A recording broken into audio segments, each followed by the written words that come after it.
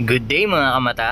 Welcome na naman po sa ating panibagong video. So for today's video mga kamata, gagawa po tayo ng self-feeder para sa ating alagang aso.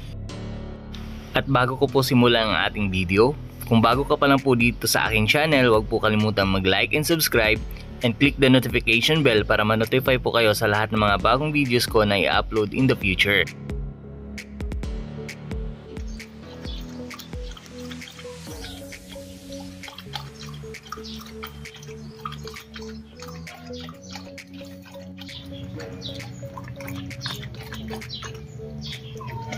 Okay, good boy.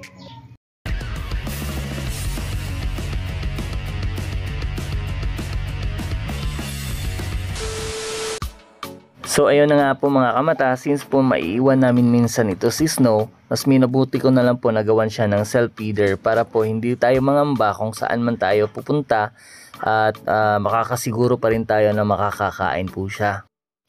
So ang mga kailangan nating gamit na para mabuo yung self-feeder is itong PVC pipe na number 4 at saka tatlong elbow na 90 degrees at saka isang 45 degrees na elbow at saka yung pangtakip sa taas.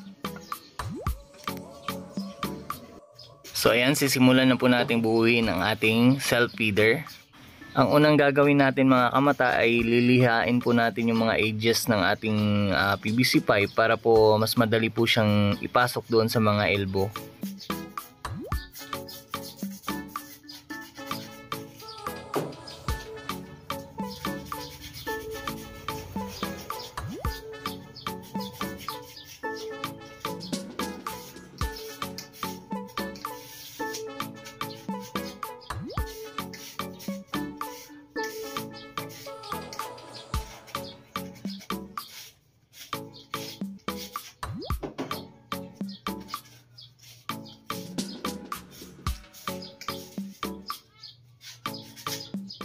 So ayan, natapos na nating linisan yung maliliit na pipe. Dito naman po tayo sa main pipe. Ito yung magsisilbing imbakan po ng pagkain ng ating aso at saka imbakan ng kanyang tubig.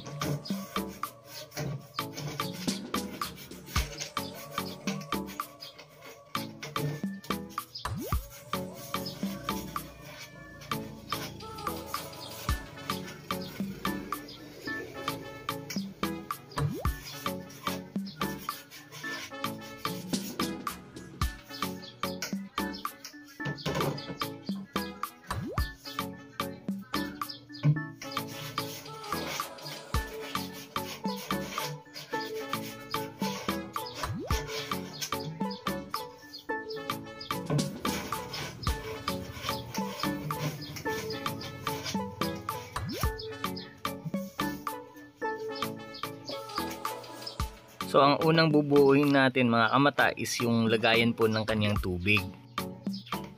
So ayan, so since po na tubig po yung ilalagay natin dito, so mas minabuti ko po na lagyan po siya ng pang sealed para po wala pong matatagas na tubig at isa po wala pong papasok na hangin. So i-explain ko po mamaya kung bakit napakahalaga na walang papasok na hangin doon po sa ating self-feeder na para sa tubig.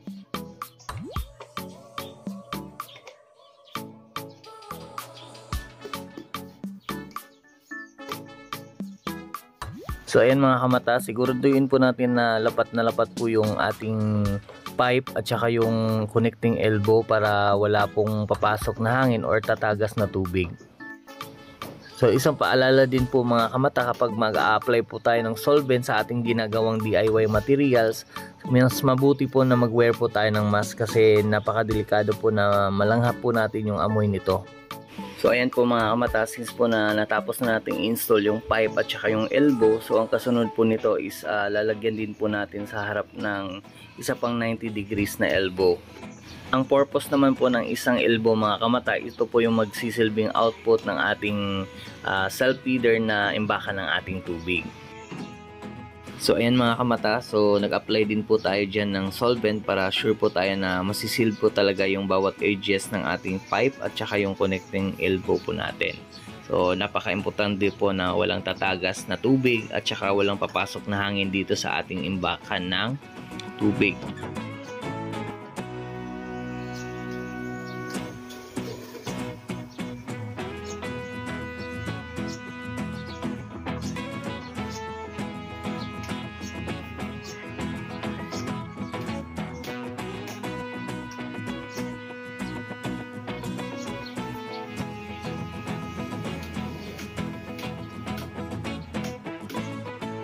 So ayan po mga kamata, so since po na tapos na po natin i-install yung connecting elbow sa both sides, so ang kasunod po nito mga kamata is gagawa din po tayo ng same process para naman po dun sa imbakan ng pagkain ng ating alagang aso. So dito po sa imbakan ng pagkain mga kamata, so hindi ko na po in-applyan ng solvent kasi nga po hindi naman po tatagas yung pagkain or dog food ng ating alagang aso. So i-sure lang po natin na lapat pa rin yung bawat edges ng ating pipe at saka yung connecting elbow natin.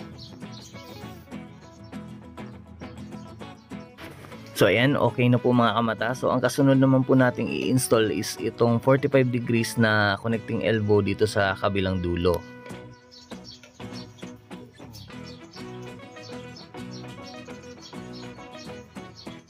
So ayan mga kamata, tapos na po nating i-install yung 45 degrees na elbow. So ang purpose naman po ng 45 degrees mga kamata para hindi po mahirapan yung alagang aso natin na kunin po yung kanyang pagkain. Next step po na gagawin natin mga kamata is ilalagay na po natin yung main pipe ng ating ginawang self-feeder.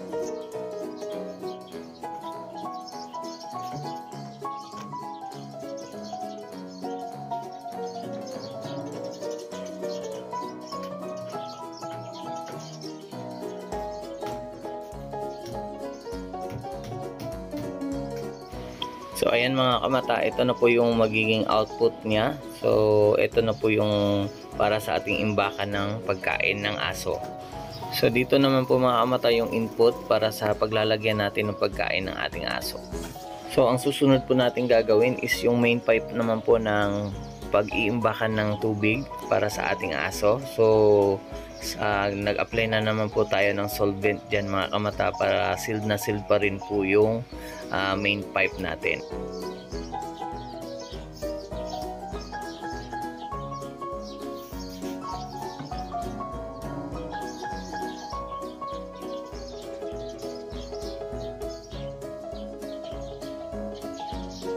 So dyan na part mga kamata, sinisigurado po natin na lapat po yung bawat dulo ng ating main pipe at saka yung connecting elbow natin para wala pong papasok na hangin dun po sa imbakan ng ating tubig. Napaka-importante po na walang papasok na hangin dito sa ating imbakan ng tubig kasi magkakaroon po ng leak sa main output nito kung mayroon pong papasok na hangin.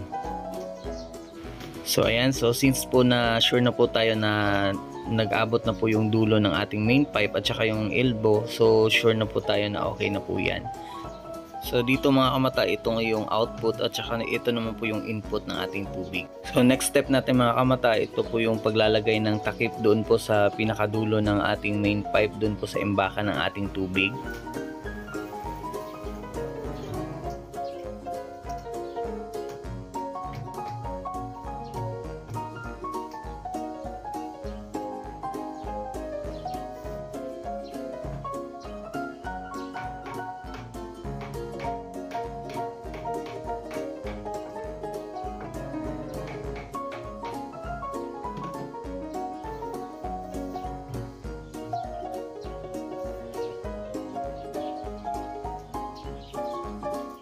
Dito naman po sa part na to mga kamata, dapat sure na sure po tayo na sealed po yung part na to kasi kapag mayroon pong papasok na hangin dito po sa part na to is tatagas lang po yung tubig natin dun po sa main output ng ating imbakan ng tubig.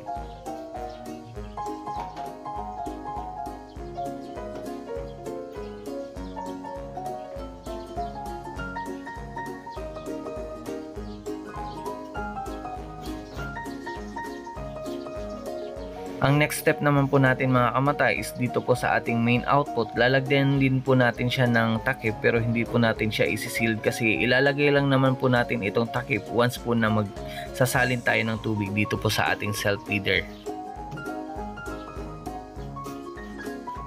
So dito na part mga kamata, dito po tayo magsasalin ng tubig at saka napaka-importante po na may takip doon sa baba para hindi po tatagas yung tubig na isinasalin natin dito sa ating imbakan. So dito na part mga kamata, nag-install din po tayo ng takip para po doon sa imbakan ng pagkain ng ating alagang aso.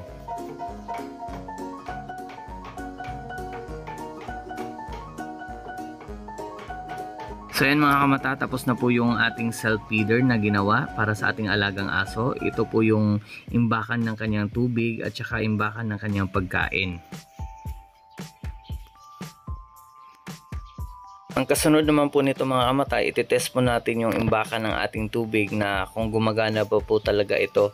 So, ang indicator po nito mga kamata na goods po yung ating ginawa is wala pong tatagas dito sa ating main output. So, kapag po merong tatagas dito sa ating main output, ibig po sabihin yan mayroon pong pumapasok na hangin dito sa ating ginawang imbakan. Kapag po kasi merong hangin na pumapasok dito sa ating imbakan ng tubig mga kamata, so kusa pong magdi-drain yung tubig.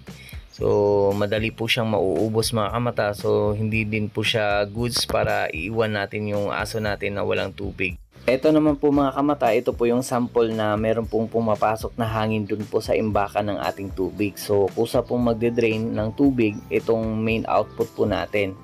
Ito naman po mga kamata yung sample na wala pong hangin na pumapasok doon po sa imbaka natin. So steady lang po yung tubig na nasa main output natin. So nilagyan ko po siya ng cellophane para hindi po siya papasukan ng hangin. So magre-refill lang po yung main output natin once po na nabawasan po siya.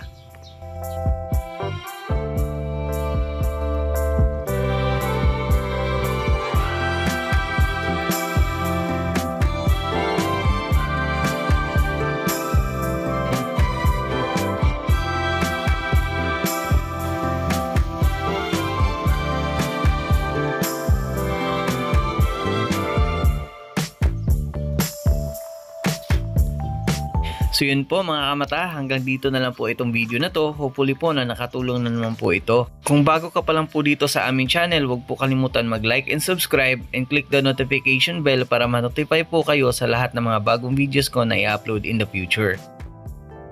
Maraming salamat po mga kamata. Hanggang sa muling pagkikita. Paalam!